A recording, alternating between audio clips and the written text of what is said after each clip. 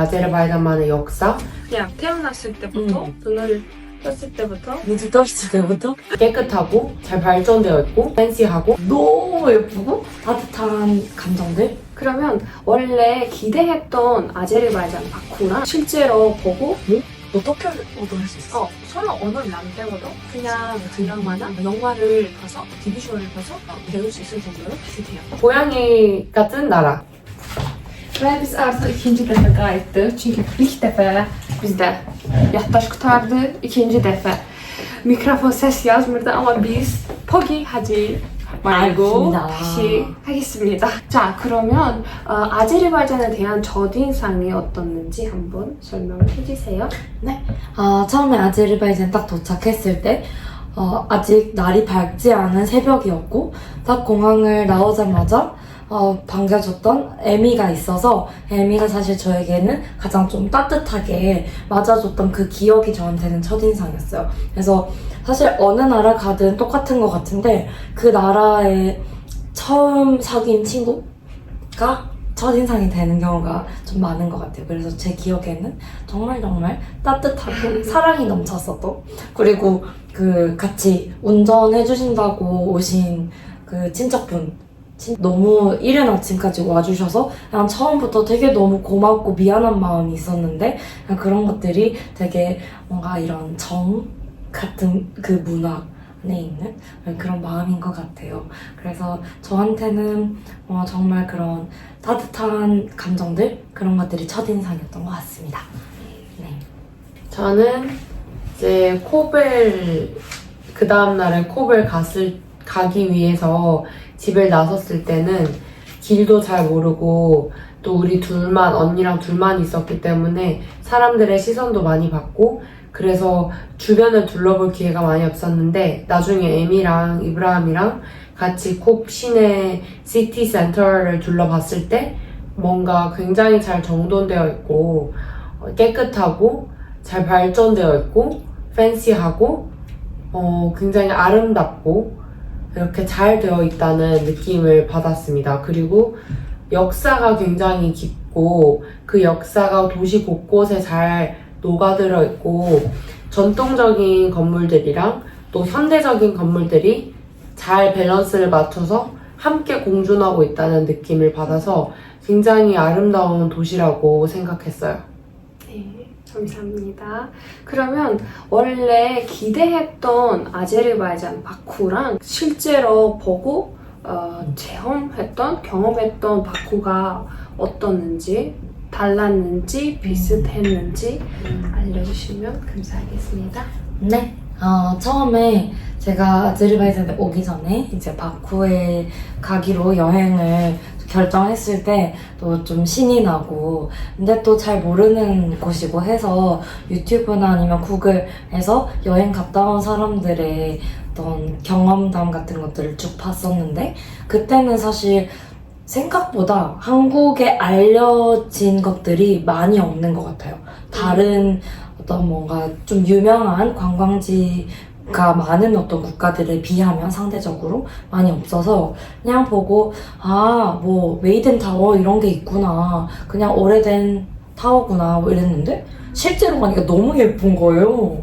사실 낮에도 보고 오늘 조금 전에 저녁에도 봤는데 저녁에도 너무 예쁘고 그냥 그쪽에 어떤 이렇게 조그만한 마켓 이런 것들도 있고 막 그 거리에서 뭔가 기념품 살 수 있는 것도 있고 이런데 그런 것들도 잘 몰랐어요, 처음에는. 그래서 뭔가 와보니까 훨씬 더 뭔가 여행하는 사람으로서 되게 여행하기도 되게 쉽고 좋고, 그리고 너무 신기한 것들이 많고 예쁜 것들이 많고, 그리고 약간 카페, 조그만한 카펫이나 여기서 유명한 석류 열쇠고리나 아니면은 진짜 캐시미어 이런 것들도 그렇고 스카프. 스카프 너무 예쁜 것들이 많아서 그냥 여행하면서 더 여행해보고 싶다 뭐 이런 생각들 많이 했습니다.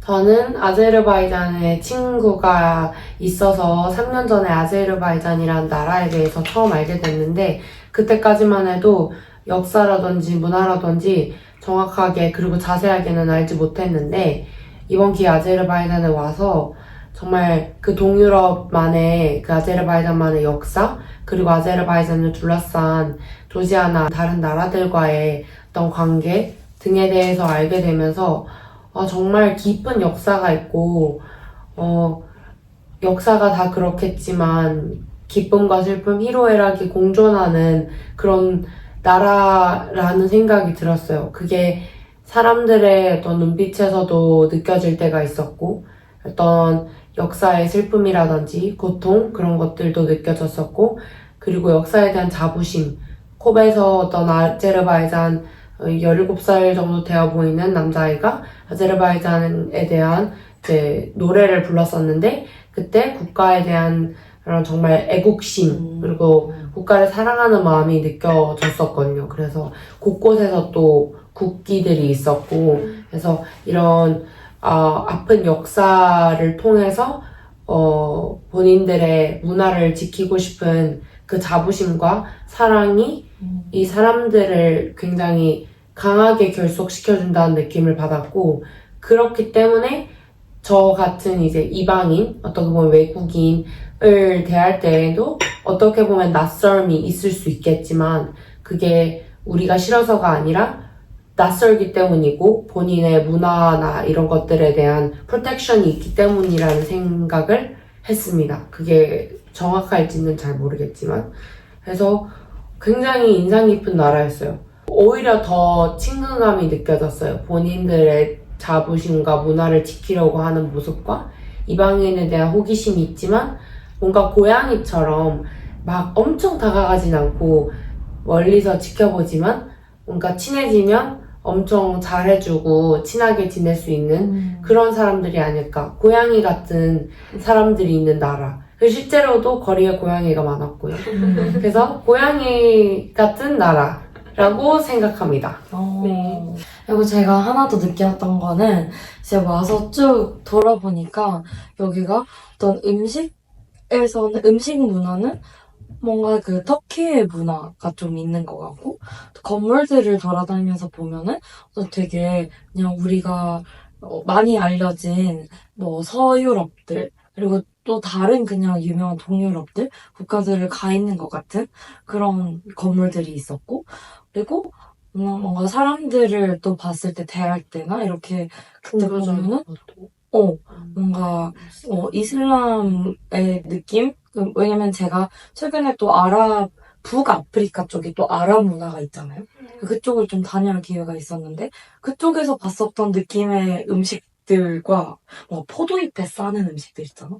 그런 것들을 사실 아시아나 그런 데서 먹지 않거든요. 근데 포도잎에 뭔가를 싸가지고 밥이나 고기를 싸서 먹는 게 또 약간은 아랍 스타일이 있거든요. 그래서 그런 것도 느껴지고 또 약간 러시아 같은 이 거리의 분위기 이런 것도 있어서 처음에는 저 약간 혼란스러웠어요. 약간 우와 이게 어떤 문화라고 해야 되지? 근데 계속 옆에서 서윤이랑 같이 막 다니면서 야 이건 되게 터키 같아, 이건 되게 아랍 같아, 이건 되게 러시아 같아 이런 말을 했는데 그게 다 섞여서 이제 공존하는 곳이 아제르바이잔이다.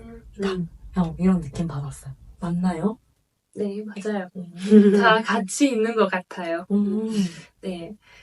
좀 문화가 특이한 나라이고, 중앙아시아랑 비슷한 점들도 많고, 터키랑 형제 나라이며, 좀 같은 터키 네이션, 터키 랭귀지 서로 언어를 안 배워도 이게 할 수 있을 만큼 언어도 비슷하고, 아랍이나 다른 유럽 느낌도 날 수도 있고, 정말 다 같이 있는 것 같다. 물론 아제르바이잔 문화가 따로 있는데, 그 다양한 문화도 다 같이 좀 있는 느낌도 있는 것 같아. 저 궁금한 게 있어요. 어떤 언어 할 수 있어요? 저는 응. 아제르바이잔어, 러시아어, 한국어, 일본어, 영어, 그리고 터키어. 너 터키어도 할 수 있었어? 서로 언어를 안 배워도 그냥 드라마나 영화를 봐서, TV쇼를 봐서 배울 수 있을 정도로 비슷해요. 어렸을 때부터 항상 터키어를 듣고 TV를 보거나 그런 그건 몰랐어. 왜냐면 저는 왜 그 질문을 했냐면 러시아어랑 아제르바이잔어를 같이 배웠다고 했잖아, 어릴 때부터. 그냥 태어났을 때부터, 눈을 떴을 때부터, 눈을 떴을 때부터? 그냥 다, 가족에서 다 러시아어랑 아제르바이잔어를 했어요. 그래서 나도 그냥 자연스럽게 언어 두 개를 배우고, 유치원 때부터 학교, 그리고 대학교까지 다 러시아반이었어. 교육을 러시아어로 받았어. 러시아 반? 네, 우와, 아제르바이잔 너무 신기해. 반이고, 러시아반이 있어요. 그 두 개는 어떻게 다른 거예요? 선택하는 거예요? 선택해서 교육을 아제르바이잔어로 받고 싶거나 러시아어로 받고 싶은 사람들이 나눠서 이렇게 교육을 받아요.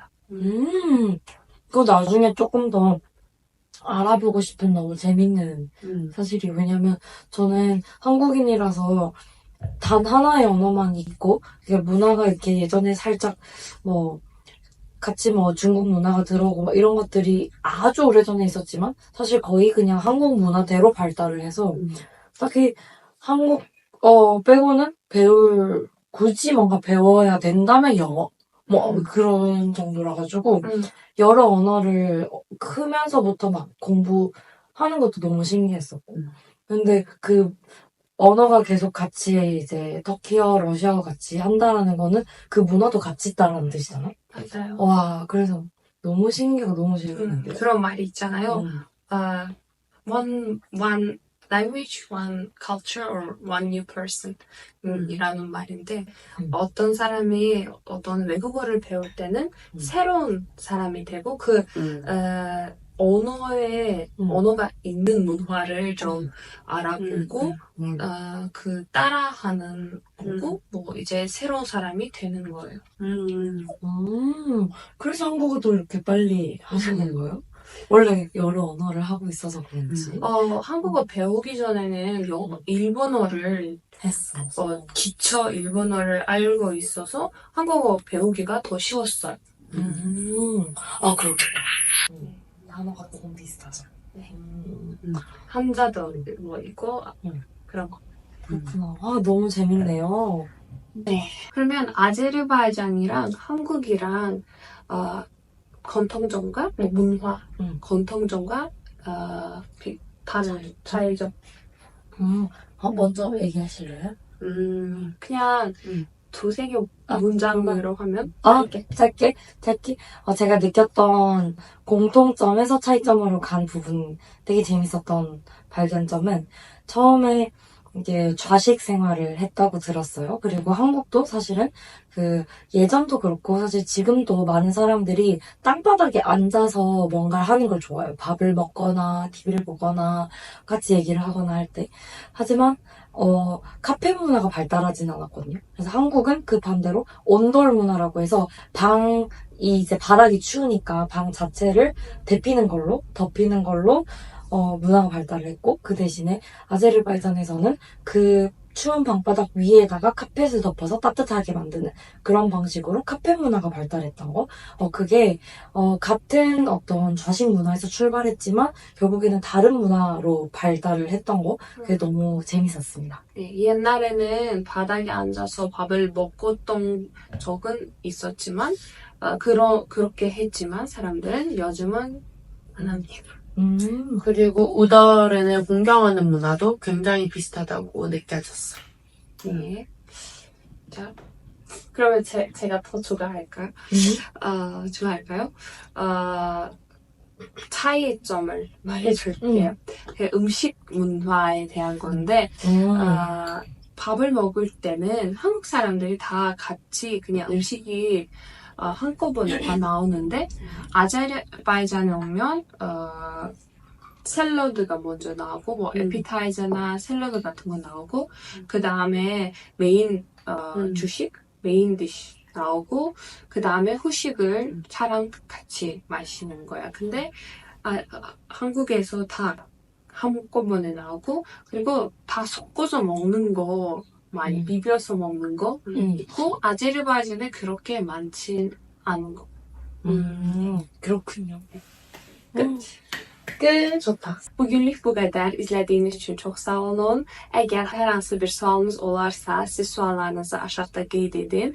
Biz onlayn olsa belə növbəti videoları sizin üçün sual-cavab formatında çəkməyə çalışacağıq. Bugünlük bu qədər. Digər videoları da izləməyi unutmayın. Bu iki gözəl xanımla başqa videolarımız da var kanalda. Növbəti videolarda görüşənədək sağ olun. Sağ olun. 안녕. 안녕.